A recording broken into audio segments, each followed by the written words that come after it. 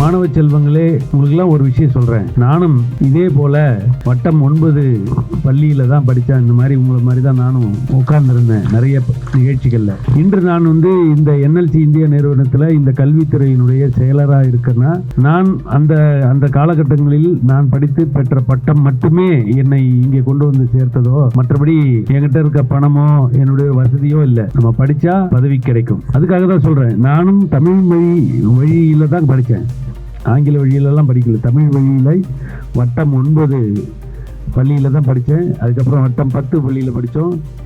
அதுக்கப்புறம் தான் நாங்கள் இந்த பணியில் சேர்ந்து இன்று இந்த நிலைமைக்கு வந்திருக்கோம். எதுக்கு சொல்லுறதுன்னா, உங்களை வாழ்க்கையோட உயரத்திற்கு கொண்டு போவது கல்வி மட்டுமே.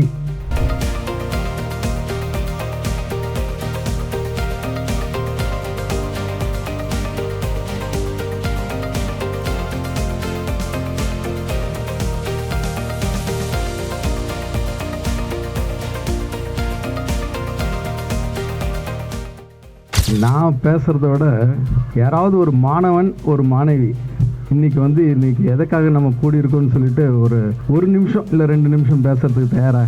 மாணவர்கள் உயர்கல்வி பெற பொறியியல் கல்லூரிகள், மருத்துவக் கல்லூரிகள், கால்நடை மருத்துவக் கல்லூரிகள், ஆசிரியர் பயிற்சி நிறுவனங்கள் ஆகியவற்றை புதிதாக தொடங்கினார். தமிழ்நாட்டில் பல கிளை நூலகங்களையும் தொடங்கினார். இவ்வாறு கல்வி புரட்சிக்கு வித்திட்டவர் காமராஜரே ஆவார். நன்றி.